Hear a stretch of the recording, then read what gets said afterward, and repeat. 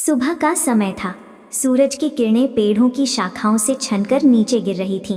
तभी पूरे जंगल में एक तेज कंपन हुआ। धड़ाम धड़ाम।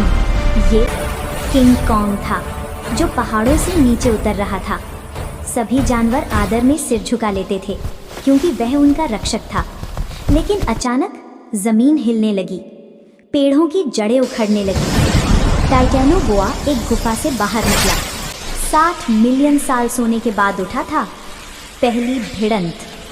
किंग कॉन्ग और टाइटैनोबोआ आमने सामने आ गए। कॉन्ग ने दहाड़ मारा, पूरा जंगल कांप उठा।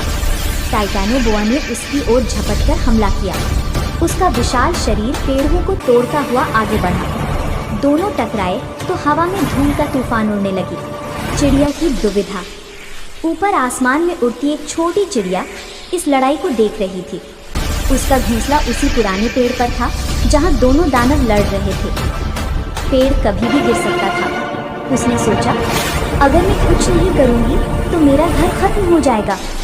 चिड़िया की चालाकी। टाइटैनोबोआ की एक कमजोरी थी, उसकी आंखों के पास बहुत संवेदनशील हिस्सा था। चिड़िया साहस करके नीचे आई और टाइटैनोबोआ की आंखों के पास तेज ची ची करके चोंच मारने लगी। सांप गुस्से में फुफकारा और ध्यान भटक गया। यही मौका था। किंग कॉन्ग ने विशाल चट्टान उठाई और पूरी ताकत से टाइटैनोबोआ पर दे मारा। टाइटैनोबोआ जमीन पर गिरा तो किंग कॉन्ग ने पेड़ों के बेलों से उसके शरीर को कसकर जकड़ लिया। सांप ने छूटने की बहुत कोशिश की, लेकिन चिड़िया फिर से उसके चेहरे पर उड़कर उसे परेशान करती रही। कुछ ही क्षणों में टाइटैनोबोआ ने थककर हार मान ली। किंग कॉन्ग ने चिड़िया की ओर देखा और मुस्कुराया। मैं छोटी जरूर हूँ, लेकिन दिल बड़ा है। किंग कॉन्ग ने उसकी तरफ हाथ बढ़ाया। चिड़िया उसके कंधे पर बैठ गई। दोनों मिलकर जंगल की रक्षा के लिए तैयार हो गए।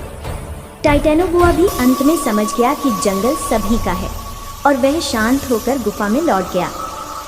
किंग कॉन्ग बना जंगल का महान प्रोटेक्टर। चिड़िया बनी उसकी सबसे भरोसेमंद साथी।